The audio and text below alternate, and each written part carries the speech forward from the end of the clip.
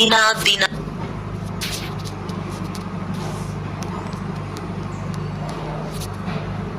ಓಂ ಶಾಂತಿ. ಇಂದಿನ ದಿನಾಂಕ 20/1/2026. ಪ್ರಾರ್ಥ ಮುರುಳಿ ಬಾಪ್ತಾದ ಮಧುಬನ. ಮಧುರ ಮಕ್ಕಳೇ, ಬೇಅದ್ದಿನ ತಂದೆಯನ್ನು ನೆನಪು ಮಾಡುವುದು ಇದು ಗುಪ್ತವಾಗಿದೆ. ನೆನಪಿನಿಂದಲೇ ನೆನಪು ಸಿಗುತ್ತದೆ. ಯಾರು ನೆನಪು ಮಾಡುವುದಿಲ್ಲವೋ ಅವರನ್ನು ತಂದೆಯು ಹೇಗೆ ನೆನಪು ಮಾಡುವರು? ಪ್ರಶ್ನೆ: ಸಂಗಮದಲ್ಲಿ ನೀವು ಮಕ್ಕಳು ಯಾವ ವಿದ್ಯೆಯನ್ನು ಓದುತ್ತೀರಿ? ಯಾವುದನ್ನು ಇಡೀ ಕಲ್ಪದಲ್ಲಿಯೇ ಓದಿಸಲಾಗುವುದಿಲ್ಲ? ಉತ್ತರ: ಜೀವಿಸಿದಂತೆಯೇ ಶರೀರದಿಂದ ಭಿನ್ನ, ಅರ್ಥಾತ್ ಶವವಾಗುವ, ಅಶರೀರಿಯಾಗುವ ವಿದ್ಯೆಯನ್ನು ಈಗಲೇ ಓದುತ್ತೀರಿ. ಏಕೆಂದರೆ ನೀವು ಕರ್ಮಾತೀತರಾಗಬೇಕಾಗಿದೆ. ಬಾಕಿ ಎಲ್ಲಿಯವರೆಗೆ ಶರೀರದಲ್ಲಿರುತ್ತೀರೋ ಅಲ್ಲಿಯವರೆಗೆ ಕರ್ಮವನ್ನಂತೂ ಮಾಡಲೇಬೇಕಾಗಿದೆ. ಯಾವಾಗ ಶರೀರವಿರುವುದಿಲ್ಲವೋ ಆಗಲೇ ಮನಸ್ಸು ಅಮನವಾಗುತ್ತದೆ. ಆದ್ದರಿಂದ ಮನ್ಜೀತರೇ ಜಗಜ್ಜೀತರಲ್ಲ, ಆದರೆ ಮಾಯಾಜೀತರೇ ಜಗತ್ ಜೀತರು. ಓಂ ಶಾಂತಿ. ತಂದೆಯು ಕುಳಿತು ಮಕ್ಕಳಿಗೆ ತಿಳಿಸುತ್ತಾರೆ, ಏಕೆಂದರೆ ಇದನ್ನಂತೂ ಮಕ್ಕಳು ತಿಳಿದುಕೊಂಡಿದ್ದೀರಿ. ಬುದ್ಧಿಹೀನರಿಗೆ ಓದಿಸಲಾಗುತ್ತದೆ. ಈಗ ಬೇಅದ್ದಿನ ತಂದೆ ಶ್ರೇಷ್ಠಾತಿ ಶ್ರೇಷ್ಠ ಭಗವಂತನು ಬರುತ್ತಾರೆಂದರೆ ಯಾರಿಗೆ ಓದಿಸಬಹುದು? ಅವಶ್ಯವಾಗಿ ಯಾರು ಅತಿ ಬುದ್ಧಿಹೀನರಾಗಿರುವರೋ ಅವರಿಗೆ ಓದಿಸುವರು. ಆದ್ದರಿಂದಲೇ ವಿನಾಶಕಾಲೆ ವಿಪರೀತ ಬುದ್ಧಿಯವರೆಂದು ಹೇಳಲಾಗುತ್ತದೆ. ಹೇಗೆ ವಿಪರೀತ ಬುದ್ಧಿಯವರಾಗಿದ್ದಾರೆ? 84 ಲಕ್ಷ ಯೋನಿಯಗಳೆಂದು ಬರೆದಿದ್ದಾರಲ್ಲವೇ? ಆದ್ದರಿಂದ ತಂದೆಯನ್ನೂ ಸಹ 84 ಲಕ್ಷ ಜನ್ಮಗಳಲ್ಲಿ ತೆಗೆದುಕೊಂಡು ಬಂದಿದ್ದಾರೆ. ಪರಮಾತ್ಮನನ್ನು ನಾಯಿ, ಬೆಕ್ಕು ಎಲ್ಲ ಜೀವ ಜಂತುಗಳಲ್ಲಿದ್ದಾರೆ ಎಂದು ಹೇಳಿಬಿಡುತ್ತಾರೆ. ಇದಂತೂ ಎರಡನೇ ಮಾತನ್ನು ತಿಳಿಸಬೇಕಾಗಿದೆ. ತಂದೆಯು ತಿಳಿಸಿದ್ದಾರೆ, ಯಾರೇ ಹೊಸಬ್ಬರು ಬಂದರೆ ಮೊಟ್ಟ ಮೊದಲು ಅವರಿಗೆ ಅದ್ದಿನ ಮತ್ತು ಬೇಅದ್ದಿನ ತಂದೆಯ ಪರಿಚಯ ಕೊಡಬೇಕು. ಅವರು ಬೇಅದ್ದಿನ ದೊಡ್ಡ ತಂದೆ ಮತ್ತು ಇವರು ಅದ್ದಿನ ಚಿಕ್ಕ ತಂದೆಯಾಗಿದ್ದಾರೆ. ಬೇಅದ್ದಿನ ತಂದೆಯೆಂದರೆ ಬೇಹದ್ ಆತ್ಮಗಳ ತಂದೆಯಾಗಿದ್ದಾರೆ. ಆ ಅದ್ದಿನ ತಂದೆಯು ಜೀವಾತ್ಮನ ತಂದೆಯಾದರು. ಶಿವ ತಂದೆಯು ಎಲ್ಲ ಆತ್ಮರ ತಂದೆಯಾಗಿದ್ದಾರೆ. ಈ ಜ್ಞಾನವನ್ನು ಎಲ್ಲರೂ ಏಕರಸವಾಗಿ ಧಾರಣೆ ಮಾಡಿಕೊಳ್ಳುವುದಿಲ್ಲ. ಕೆಲವರು 1% ಧಾರಣೆ ಮಾಡುತ್ತಾರೆ, ಇನ್ನು ಕೆಲವರು 95% ಧಾರಣೆ ಮಾಡಿಕೊಳ್ಳುತ್ತಾರೆ. ಇದು ತಿಳುವಳಿಕೆಯ ಮಾತಾಗಿದೆ. ಸೂರ್ಯವಂಶಿ ಮನೆತನವಿರುತ್ತದೆ ಎಲ್ಲವೇ? ಯಥಾ ರಾಜ ರಾಣಿ ತಥಾ ಪ್ರಜಾ. ಇದು ಬುದ್ಧಿಯಲ್ಲಿ ಬರುತ್ತದೆ ಎಲ್ಲವೇ? ಪ್ರಜೆಗಳಲ್ಲಿ ಎಲ್ಲಾ ಪ್ರಕಾರದ ಮನುಷ್ಯರಿರುತ್ತಾರೆ. ಆದರೆ ಪ್ರಜೆ ಎಂದರೆ ಪ್ರಜೆಯೇ. ತಂದೆಯು ತಿಳಿಸುತ್ತಾರೆ, ಇದು ವಿದ್ಯೆಯಾಗಿದೆ. ಪ್ರತಿಯೊಬ್ಬರೂ ತಮ್ಮ ಬುದ್ಧಿಯ ಅನುಸಾರ ಓದುತ್ತಾರೆ. ಪ್ರತಿಯೊಬ್ಬರಿಗೆ ತಮ್ಮ ತಮ್ಮ ಪಾತ್ರವೂ ಸಿಕ್ಕಿದೆ. ಕಲ್ಪದ ಹಿಂದೆ ಯಾರೆಷ್ಟು ವಿದ್ಯೆಯನ್ನು ಧಾರಣೆ ಮಾಡಿಕೊಂಡಿದ್ದರೋ ಈಗಲೂ ಅಷ್ಟನ್ನೇ ಧಾರಣೆ ಮಾಡುತ್ತಾರೆ. ವಿದ್ಯೆಯನ್ನೆಂದು ಮುಚ್ಚಿಡಲು ಸಾಧ್ಯವಿಲ್ಲ. ವಿದ್ಯೆಯ ಅನುಸಾರವೇ ಪದವಿಯು ಸಿಗುತ್ತದೆ. ತಂದೆಯು ತಿಳಿಸಿದ್ದಾರೆ, ಮುಂದೆ ಹೋದಂತೆ ಪರೀಕ್ಷೆಯು ಖಂಡಿತ ಬರುವುದು. ಪರೀಕ್ಷೆ ಇಲ್ಲದೆ ವರ್ಗಾವಣೆಯಾಗಲು ಸಾಧ್ಯವಿಲ್ಲ. ಅಂತಿಮದಲ್ಲಿ ಎಲ್ಲವೂ ಅರ್ಥವಾಗುವುದು. ಅಲ್ಲದೆ ಈಗಲೂ ಸಹ ನಾವು ಯಾವ ಪದವಿಗೆ ಯೋಗ್ಯರಾಗಿದ್ದೇವೆ ಎಂಬುದನ್ನು ತಿಳಿದುಕೊಳ್ಳಬಹುದಾಗಿದೆ.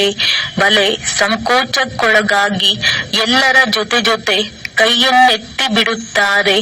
ನಾವು ಈ ರೀತಿ ಹೇಗಾಗಲು ಸಾಧ್ಯ ಎಂಬುದನ್ನು ಸಹ ಹೃದಯದಲ್ಲಿ ತಿಳಿದುಕೊಳ್ಳುತ್ತಾರೆ. ಆದರೂ ಸಹ ಕೈ ಎತ್ತಿ ಬಿಡುತ್ತಾರೆ. ತನ್ನ ಬಗ್ಗೆ ತಿಳಿದುಕೊಂಡಿದ್ದರೂ ಸಹ ಕೈ ಎತ್ತುವುದಕ್ಕೂ ಅಜ್ಞಾನವೆಂದೇ ಹೇಳಬಹುದು. ಎಷ್ಟೊಂದು ಅಜ್ಞಾನವಿದೆ. ತಂದೆಯಂತೂ ಕೂಡಲೇ ತಿಳಿದುಕೊಳ್ಳುತ್ತಾರೆ. ಇವರಿಗಿಂತಲೂ ಆ ವಿದ್ಯಾರ್ಥಿಗಳಲ್ಲಾದರೂ ಬುದ್ಧಿ ಇರುತ್ತದೆ. ನಾವು ಸ್ಕಾಲರ್ಶಿಪ್ ತೆಗೆದುಕೊಳ್ಳಲು ಯೋಗ್ಯನಿಲ್ಲ, ನಾನು ತೇರ್ಗಡೆಯಾಗುವುದಿಲ್ಲ ಎಂದು ಅವರಾದರೂ ತಿಳಿದುಕೊಳ್ಳುತ್ತಾರೆ. ಇಲ್ಲಿನವರಿಗಿಂತಲೂ ಆ ಅಜ್ಞಾನಿ ಮಕ್ಕಳಾದರೂ ತಿಳಿದುಕೊಳ್ಳುತ್ತಾರೆ. ಶಿಕ್ಷಕರು ಏನನ್ನು ಓದಿಸುತ್ತಾರೆ, ಅದರಲ್ಲಿ ನಾನು ಎಷ್ಟು ಅಂಕಗಳನ್ನು ತೆಗೆದುಕೊಳ್ಳುವೆನು ಎಂದು. ನಾನು ಪಾಸ್ ವಿತ್ ಆನರ್ ಆಗುತ್ತೇನೆ ಎಂದು ಅವರು ಹೇಳುವುದಿಲ್ಲ. ಅಂದ ಮೇಲೆ ಇಲ್ಲಿನ ಮಕ್ಕಳಿಗೆ ಇಷ್ಟಾದರೂ ಬುದ್ಧಿ ಇಲ್ಲ, ಬಹಳ ದೇಹಾಭಿಮಾನವಿದೆ ಎಂದು ಸಿದ್ಧವಾಗುತ್ತದೆ. ನೀವೀಗ ಲಕ್ಷ್ಮೀ ನಾರಾಯಣರಾಗಲು ಬಂದಿದ್ದೀರೆಂದರೆ ಚಲನೆಯು ಬಹಳ ಚೆನ್ನಾಗಿರಬೇಕು. ತಂದೆಯು ತಿಳಿಸುತ್ತಾರೆ, ಕೆಲವರು ವಿನಾಶಕಾಲೆ ವಿಪರೀತ ಬುದ್ಧಿಯವರಿದ್ದಾರೆ. ಏಕೆಂದರೆ ಕಾಯ್ದೆಯನುಸಾರವಾಗಿ ತಂದೆಯೊಂದಿಗೆ ಪ್ರೀತಿ ಇಲ್ಲ. ಅಂದ ಮೇಲೆ ಅವರ ಗತಿ ಏನಾಗುವುದು? ಶ್ರೇಷ್ಠ ಪದವಿಯನ್ನು ಪಡೆಯಲು ಸಾಧ್ಯವಿಲ್ಲ. ತಂದೆಯು ಕುಳಿತು ನೀವು ಮಕ್ಕಳಿಗೆ ತಿಳಿಸುತ್ತಾರೆ, ವಿನಾಶಕಾಲೆ ವಿಪರೀತ ಬುದ್ಧಿಯ ಅರ್ಥವೇನೆಂದು ಮಕ್ಕಳೇ ಪೂರ್ಣ ಅರ್ಥ ಮಾಡಿಕೊಳ್ಳದಿದ್ದರೆ ಇನ್ಯಾರು ಅರ್ಥ ಮಾಡಿಕೊಳ್ಳುವರು? ಯಾವ ಮಕ್ಕಳು ನಾವು ಶಿವತಂದೆಯ ಮಕ್ಕಳಾಗಿದ್ದೇವೆಂದು ತಿಳಿದುಕೊಳ್ಳುವರು ಅವರೇ ಪೂರ್ಣ ಅರ್ಥವನ್ನು ತಿಳಿದುಕೊಂಡಿಲ್ಲ. ತಂದೆಯನ್ನು ನೆನಪು ಮಾಡುವುದು ಗುಪ್ತ ಮಾತಾಗಿದೆ. ವಿದ್ಯೆಯಂತೂ ಗುಪ್ತವಾಗಿರುವುದಿಲ್ಲ. ವಿದ್ಯೆಯಲ್ಲಿ ನಂಬರ್ ವಾರ್ ಆಗಿದ್ದಾರೆ. ಎಲ್ಲರೂ ಒಂದೇ ಸಮನಾಗಿ ಓದುವುದಿಲ್ಲ. ತಂದೆಯು ತಿಳಿದುಕೊಳ್ಳುತ್ತಾರೆ, ಇವರು ಇನ್ನೂ ಪುಟ್ಟ ಮಕ್ಕಳಾಗಿದ್ದಾರೆ. ಇಂತಹ ಬೇಅದ್ದಿನ ತಂದೆಯನ್ನು 3-4 ತಿಂಗಳಾದರೂ ಸಹ ನೆನಪೇ ಮಾಡುವ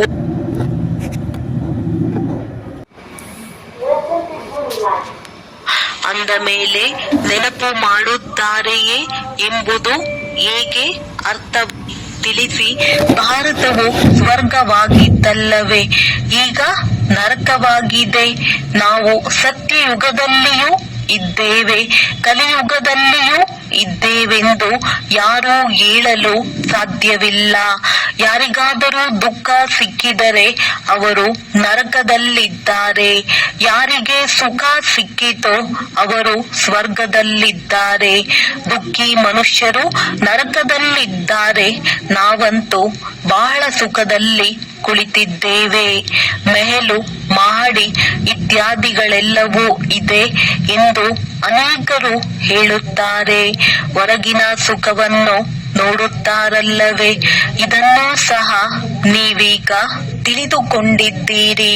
ಸತ್ಯಯುಗಿ ಸುಖವಂತೂ ಇಲ್ಲಿರಲು ಸಾಧ್ಯವಿಲ್ಲ. ಅಥವಾ ಸತ್ಯಯುಗಕ್ಕೆ ಕಲಿಯುಗ ಅಥವಾ ಕಲಿಯುಗಕ್ಕೆ ಸತ್ಯಯುಗ ಎಂದು ಹೇಳುವುದು ಒಂದೇ ಮಾತಾಗಿದೆ ಎಂದು ಹೇಳುವಂತಿಲ್ಲ. ಈ ರೀತಿ ತಿಳಿದುಕೊಳ್ಳುವವರಿಗೂ ಸಹ ಅಜ್ಞಾನಿಗಳೆಂದು ಹೇಳುತ್ತಾರೆ. ಆದ್ದರಿಂದ ಮೊಟ್ಟ ಮೊದಲು ತಂದೆಯ ಪರಿಚಯವನ್ನು ತಿಳಿಸಬೇಕಾಗಿದೆ. ತಂದೆಯೇ ತಮ್ಮ ಪರಿಚಯ ಕೊಡುತ್ತಾರೆ, ಮತ್ಯಾರು ತಿಳಿದುಕೊಂಡಿಲ್ಲ. ಪರಮಾತ್ಮ ಸರ್ವವ್ಯಾಪಿ ಎಂದು ಹೇಳಿಬಿಡುತ್ತಾರೆ. ಈಗ ನೀವು ಚಿತ್ರಗಳಲ್ಲಿ ತೋರಿಸುತ್ತೀರಿ, ಅರ್ಥಾತ್ ಈಗ ನೀವು ಚಿತ್ರಗಳಲ್ಲಿ ತೋರಿಸುತ್ತೀರಿ. ಆತ್ಮ ಮತ್ತು ಪರಮಾತ್ಮನ ರೂಪವು ಒಂದೇ ಆಗಿದೆ. ಅವರು ಆತ್ಮನೇ ಆಗಿದ್ದಾರೆ. ಆದರೆ ಅವರಿಗೆ ಪರಮ ಆತ್ಮನೆಂದು ಹೇಳುತ್ತಾರೆ. ತಂದೆಯೇ ಕುಳಿತು ತಿಳಿಸುತ್ತಾರೆ, ನಾನು ಹೇಗೆ ಬರುತ್ತೇನೆ ಎಂದು. ಅಲ್ಲಿ ಆತ್ಮರೆಲ್ಲರೂ ಪರಮಧಾಮದಲ್ಲಿರುತ್ತಾರೆ. ಈ ಮಾತುಗಳನ್ನು ಹೊರಗಿನವರು ಯಾರೂ ತಿಳಿದುಕೊಳ್ಳಲು ಸಾಧ್ಯವಿಲ್ಲ. ಭಾಷೆಯು ಬಹಳ ಸಹಜವಾಗಿದೆ. ಗೀತೆಯಲ್ಲಿ ಶ್ರೀಕೃಷ್ಣನ ಹೆಸರನ್ನು ಹಾಕಿಬಿಟ್ಟಿದ್ದಾರೆ. ಈಗ ಕೃಷ್ಣನಂತೂ ಗೀತೆಯನ್ನು ತಿಳಿಸುವುದಿಲ್ಲ. ನನ್ನೊಬ್ಬನನ್ನೇ ನೆನಪು ಮಾಡಿ ಎಂದು ಕೃಷ್ಣನು ಎಲ್ಲರಿಗೆ ಹೇಳಲು ಸಾಧ್ಯವಿಲ್ಲ. ದೇಹದಾರಿಯ ನೆನಪಿನಿಂದಂತೂ ಪಾಪವು ಕಳೆಯುವುದಿಲ್ಲ. ಕೃಷ್ಣ ಭಗವಾನುವಾಚ, ದೇಹದ ಎಲ್ಲ ಸಂಬಂಧಗಳನ್ನು ತ್ಯಾಗ ಮಾಡಿ ನನ್ನೊಬ್ಬನನ್ನೇ ನೆನಪು ಮಾಡಿ. ಆದರೆ ದೇಹದ ಸಂಬಂಧಗಳಂತೂ ಕೃಷ್ಣನಿಗೂ ಇದೆ ಮತ್ತು ಕೃಷ್ಣನಂತೂ ಚಿಕ್ಕ ಮಗುವಲ್ಲವೇ? ಇದು ಎಷ್ಟು ತಪ್ಪಾಗಿದೆ. ಒಂದು ತಪ್ಪಿನ ಕಾರಣ ಎಷ್ಟು ದೊಡ್ಡ ಅಂತರವಾಗಿ ಬಿಡುತ್ತದೆ. ಪರಮಾತ್ಮನಂತೂ ಸರ್ವವ್ಯಾಪಿಯಾಗಲು ಸಾಧ್ಯವಿಲ್ಲ. ಅವರಿಗೆ ಸದ್ಗತಿ ದಾತನೆಂದು ಹೇಳುತ್ತಾರೆ. ಅಂದ ಮೇಲೆ ಅವರೇ ದುರ್ಗತಿಯಲ್ಲಿ ಹೇಗೆ ಬರುತ್ತಾರೆ? ಪರಮಾತ್ಮನು ಎಂದಾದರೂ ದುರ್ಗತಿಯನ್ನು ಹೊಂದುತ್ತಾರೆಯೇ? ಇವು ವಿಚಾರ ಸಾಗರ ಮಂಥನ ಮಾಡುವ ಮಾತುಗಳಾಗಿವೆ. ಸಮಯವನ್ನು ವ್ಯರ್ಥ ಮಾಡುವ ಮಾತಿಲ್ಲ. ಮನುಷ್ಯರಂತೂ ನಮಗೆ ಬಿಡುವಿಲ್ಲವೆಂದು ಹೇಳಿಬಿಡುತ್ತಾರೆ. ಬಂದು ಕೋರ್ಸನ್ನು ತೆಗೆದುಕೊಳ್ಳಿ ಎಂದು ನೀವು ತಿಳಿಸಿದರೆ ನಮಗೆ ಬಿಡುವಿಲ್ಲವೆಂದು ಹೇಳುತ್ತಾರೆ. 2 ದಿನಗಳು ಬರುತ್ತಾರೆ, ಮತ್ತೆ 4 ದಿನಗಳು ಬರುವುದಿಲ್ಲ. ಓದುವುದಿಲ್ಲವೆಂದರೆ ಈ ಲಕ್ಷ್ಮೀ ನಾರಾಯಣರಾಗಲು ಹೇಗೆ ಸಾಧ್ಯ? ಮಾಯೆಯ ಪ್ರಭಾವವು ಎಷ್ಟೊಂದಿದೆ. ತಂದೆಯೂ ತಿಳಿಸುತ್ತಾರೆ, ಯಾವ ಕ್ಷಣ ನಿಮಿಷ ಕಳೆಯುತ್ತದೆಯೋ ಅದು ಚಾಚು ತಪ್ಪದೆ ಪುನರಾವರ್ತನೆಯಾಗುತ್ತದೆ. ಲೆಕ್ಕವಿಲ್ಲದಷ್ಟು ಬಾರಿ ಪುನರಾವರ್ತನೆಯಾಗುತ್ತಿರುತ್ತದೆ. ಈಗಂತೂ ತಂದೆಯ ಮೂಲಕ ಕೇಳುತ್ತಿದ್ದೀರಿ. ತಂದೆಯಂತೂ ಜನನ ಮರಣದಲ್ಲಿ ಬರುವುದಿಲ್ಲ. ಪೂರ್ಣ ಜನನ ಮರಣದಲ್ಲಿ ಯಾರು ಬರುತ್ತಾರೆ ಮತ್ತು ಯಾರು ಬರುವುದಿಲ್ಲ ಎಂಬುದನ್ನು ಹೋಲಿಕೆ ಮಾಡಲಾಗುತ್ತದೆ. ಕೇವಲ ತಂದೆಯೊಬ್ಬರು ಜನನ ಮರಣದಲ್ಲಿ ಬರುವುದಿಲ್ಲ, ಉಳಿದೆಲ್ಲರೂ ಬರುತ್ತಾರೆ. ಆದ್ದರಿಂದ ಚಿತ್ರಗಳನ್ನು ತೋರಿಸಿದ್ದಾರೆ. ಬ್ರಹ್ಮ ಮತ್ತು ವಿಷ್ಣು ಇಬ್ಬರು ಜನನ ಮರಣದಲ್ಲಿ ಬರುತ್ತಾರೆ. ಬ್ರಹ್ಮನಿಂದ ವಿಷ್ಣು, ವಿಷ್ಣುವಿನಿಂದ ಬ್ರಹ್ಮನ ಪಾತ್ರದಲ್ಲಿ ಬರುತ್ತಿರುತ್ತಾರೆ. ಇದು ಕೊನೆಯಾಗಲು ಸಾಧ್ಯವಿಲ್ಲ. ಈ ಚಿತ್ರಗಳನ್ನು ಎಲ್ಲರೂ ಬಂದು ನೋಡುವರು ಮತ್ತು ತಿಳಿದುಕೊಳ್ಳುವರು. ಇದು ಬಹಳ ಸಹಜ ಮತ್ತು ತಿಳಿದುಕೊಳ್ಳುವ ಮಾತುಗಳಾಗಿವೆ. ಬುದ್ಧಿಯಲ್ಲಿ ಬರಬೇಕು, ನಾವೇ ಬ್ರಾಹ್ಮಣರಾಗಿದ್ದೇವೆ, ನಂತರ ನಾವೇ ಕ್ಷತ್ರಿಯ, ವೈಶ್ಯ, ಶೂದ್ರರಾಗುತ್ತೇವೆ. ಮತ್ತೆ ತಂದೆಯು ಬರುತ್ತಾರೆ, ಆಗ ನಾವೇ ಮತ್ತೆ ಬ್ರಾಹ್ಮಣರಾಗುತ್ತೇವೆ. ಇದನ್ನು ನೆನಪು ಮಾಡಿದರೂ ಸಹ ಸ್ವದರ್ಶನ ಚಕ್ರಧಾರಿಯಾದಿರಿ. ಅನೇಕರಿಗೆ ನೆನಪು ನಿಲ್ಲುವುದೇ ಇಲ್ಲ. ನೀವು ಬ್ರಾಹ್ಮಣರೇ ಸ್ವದರ್ಶನ ಚಕ್ರಧಾರಿಯಾಗುತ್ತೀರಿ, ದೇವತೆಗಳು ಆಗುವುದಿಲ್ಲ. ಚಕ್ರವು ಹೇಗೆ ಸುತ್ತುತ್ತದೆ ಎಂಬ ಜ್ಞಾನವನ್ನು ಪಡೆಯುವುದರಿಂದ ಅವರು ಈ ದೇವತೆಗಳಾಗಿದ್ದಾರೆ. ವಾಸ್ತವದಲ್ಲಿ ಯಾವುದೇ ಮನುಷ್ಯರು ಸ್ವದರ್ಶನ ಚಕ್ರಧಾರಿಗಳೆಂದು ಕರೆಸಿಕೊಳ್ಳಲು ಯೋಗ್ಯರಿಲ್ಲ. ಮನುಷ್ಯ ಸೃಷ್ಟಿ ಮೃತ್ಯು ಲೋಕವೇ ಬೇರೆಯಾಗಿದೆ.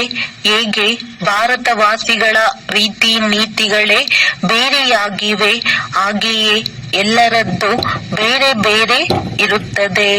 ದೇವತೆಗಳ ರೀತಿ ನೀತಿಗಳೇ ಬೇರೆಯಾಗಿವೆ. ಮೃತ್ಯುಲೋಕದ ಮನುಷ್ಯರ ರೀತಿ ನೀತಿಯೇ ಬೇರೆಯಾಗಿದೆ. ರಾತ್ರಿ ಹಗಲಿನ ಅಂತರವಿದೆ. ಆದ್ದರಿಂದ ಎಲ್ಲರೂ ಹೇಳುತ್ತಾರೆ, ಹೇ ಭಗವಂತ, ನಾವು ಪತಿತರಾಗಿದ್ದೇವೆ. ನಾವೆಲ್ಲ ಪತಿತ ಪ್ರಪಂಚದಲ್ಲಿರುವವರನ್ನು ಪಾವನ ಮಾಡಿ.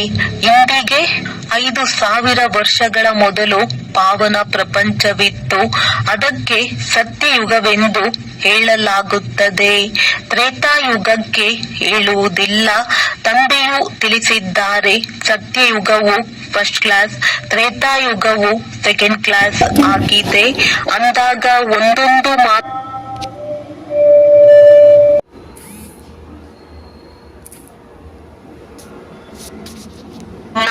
ಧಾರಣೆ ಮಾಡಿಕೊಳ್ಳಬೇಕು.